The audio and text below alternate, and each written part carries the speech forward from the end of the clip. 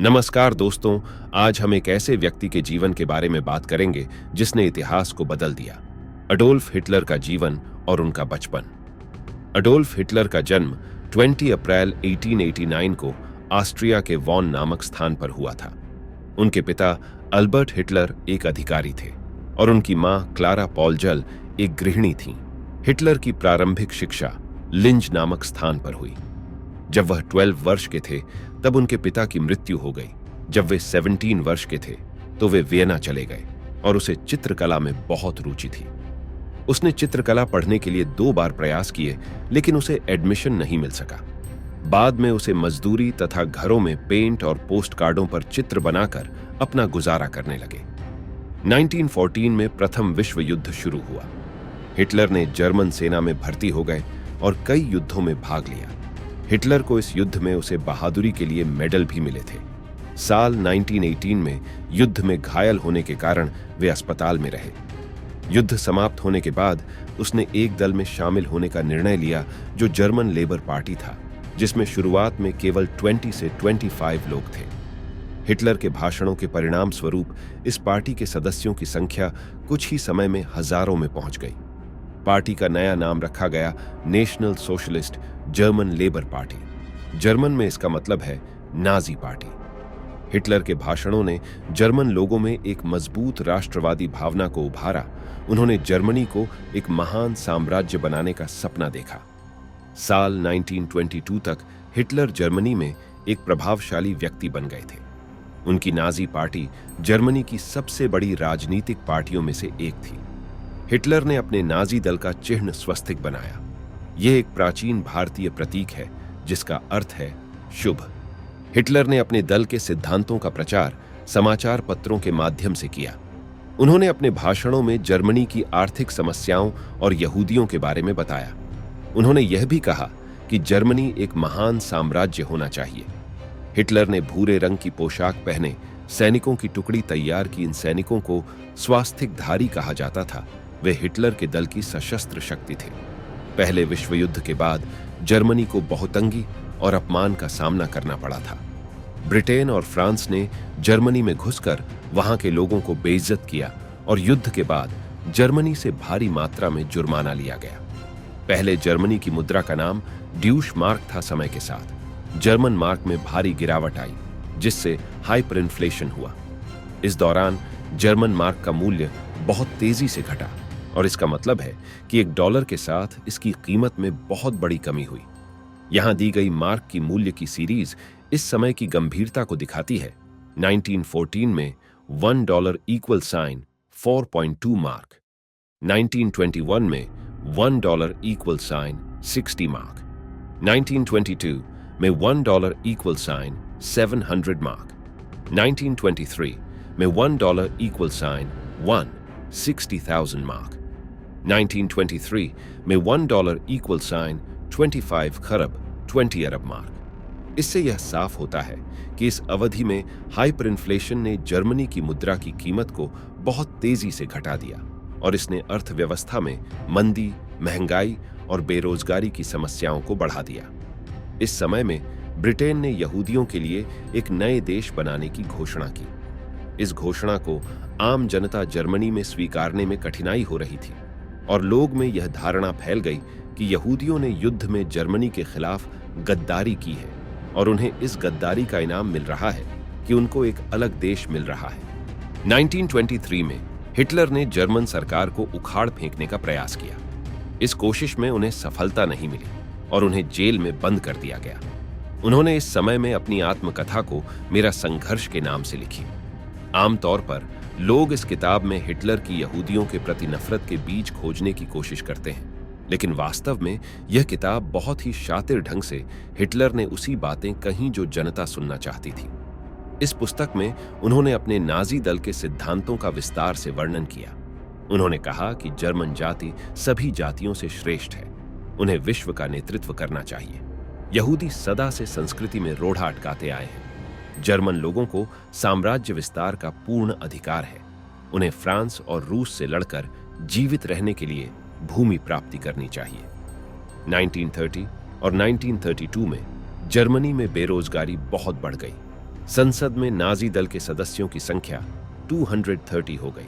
1932 के चुनाव में नाजी दल ने सबसे अधिक सीटें जीतीं, लेकिन बहुमत नहीं मिला। हालांकि राष्ट्रपति पॉल वॉन हिंडनबर्ग ने हिटलर को चांसलर नियुक्त किया।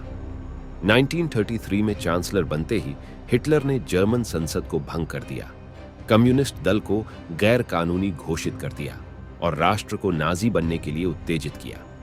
हिटलर ने डॉ जोसेफ गोयबल्स को अपना प्रचार मंत्री नियुक्त किया। नाजी दल के विरोधी व्यक्तियों को जेल खानों में डाल दिया गया। सभी कार्यकारिणी और कानून बनाने की शक्तियां हिटलर ने अपने हाथों में ले ली। 1934 में उन्होंने अपने को सबसे ऊंचा न्यायाधीश घोषित कर दिया। उसी साल हिंडनबर्ग की मृत्यु के बाद वह राष्ट्रपति भी बने। नाजी दल का आतंक जनजीवन के हर क्षेत्र में फैला। 1933 से 1938 तक लाखों यहूदियों की हत्या की गई। राष्ट्रपति के आदेशों का पूर्ण रूप से पालन करने की भावना नवयुवकों में भर दी गई और जर्मन जनता के भविष्य को सुधारने के लिए सभी शक्तियां हिटलर ने अपने हाथ में ले ली। 1933 में हिटलर ने राष्ट्रसंघ को छोड़ दिया और आगामी युद्ध को ध्यान में रखकर जर्मनी की सैन्य शक्ति को बढ़ाने का प्रारंभ किया। लगभग संपूर्ण जर्मन जनता को सैनिक प्रशिक्षण दिया गया। 1934 में जर्मनी और पोलैंड के बीच एक दूसरे पर हमला न करने की संधि हो गई। उसी साल ऑस्ट्रिया में नाजी दल ने वहां के चांसलर डॉल्फस को मार दिया। जर्मन आक्रमण की नीति से डरकर रूस, फ्रांस, चेकोस्लोवाकिया, इटली आदि देशों ने अपनी सुरक्षा के लिए समझौतों की। उसी समय हिटलर ने ब्रिटेन के साथ संधि करके अपनी जलसेना ब्रिटेन की जलसेना का 35% रखने का वचन दिया। इसका उद्देश्य था भावी युद्ध में ब्रिटेन को तटस्थ रखना, लेकिन 1935 में ब्रिटेन, फ्रांस और इटली ने हिटलर की शस्त्रीकरण नीति की निंदा की।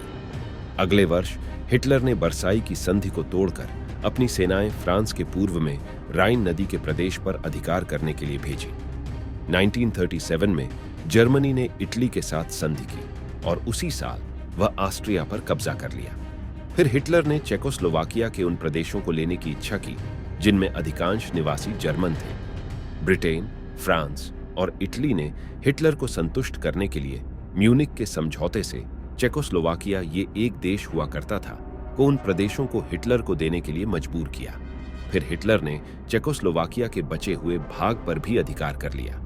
उसके बाद हिटलर ने रूस के साथ संधि करके पोलैंड का पूर्वी भाग उसे सौंप दिया और पोलैंड के पश्चिमी भाग पर उसकी सेनाएं अधिकार कर लीं।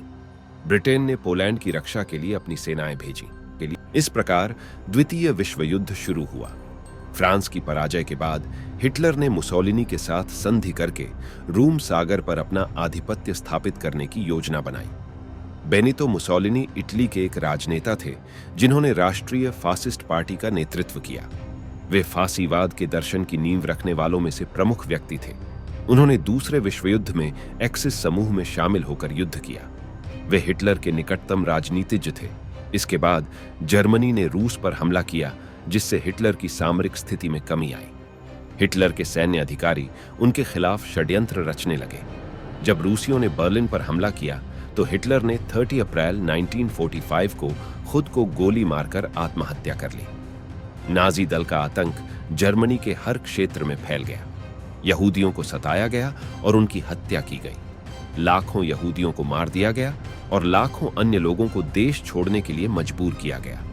हिटलर के प्रगति के अन्य कारणों के अलावा उनका व्यक्तित्व भी एक महत्वपूर्ण कारण था। वे उच्च कोटि के वक्ता थे। वे भाषण की कला में तेज दिमाग वाला थे। उनकी वाणी जादू का काम करती थी और जनता का दिल जीत लेती थी। नाजीवाद एक राजनीतिक विचारधारा है जिसे जर्मनी के तानाशाह हिटलर ने प्रारंभ किया था। 1945 में हिटलर के मरने के साथ ही नाजीवाद का अंत हो गया। नाजीवाद एक क्रूर और अमानवीय विचारधारा थी जिसने दुनिया को बहुत पीड़ा दी। यह कहानी आपको बताती है कि आपको सुनी सुनाई बातों में नहीं आना चाहिए। अगर आपको कोई भी कुछ भी बोले तो पहले अपनी ओर से भी सच को जानने की कोशिश करें। आधुनिक युग में प्रचार का काफी महत्व है। प्रचार वह शक्ति है जो झूठ को सच और सच को झूठ बना सकती है। संयोगवश हिटलर को एक महान प्रचारक मिल गया था जिसका नाम था गोबल्स। उनका सिद्धांत था कि झूठी बातों को इतना दोहराऊं कि वह सत्य बन जाए। यह एक ऐसा खतरा है जिसकी हमें हमेशा याद रखनी चाहिए ताकि हम भविष्य में ऐसी गलतियां न दोहराएं। ये कहानी यहीं पे खत्म होती है और आगे ऐसी दिलचस्प कहानियां आती रहेंगी। आपको यह कहानी कैसी लगी कृपया हमें कमेंट करके जरूर बताएं। धन्यवाद दोस्तों कि आपने इस वीडियो को देखा। अगर आपने अभी तक हमारे फैक्ट बॉक्स हिंदी चैनल को सब्सक्राइब नहीं किया है तो कृपया करके सब्सक्राइब कर दें और बेल आइकन को दबाएं ताकि आप हमारे नए वीडियो को सबसे पहले देख सकते हैं।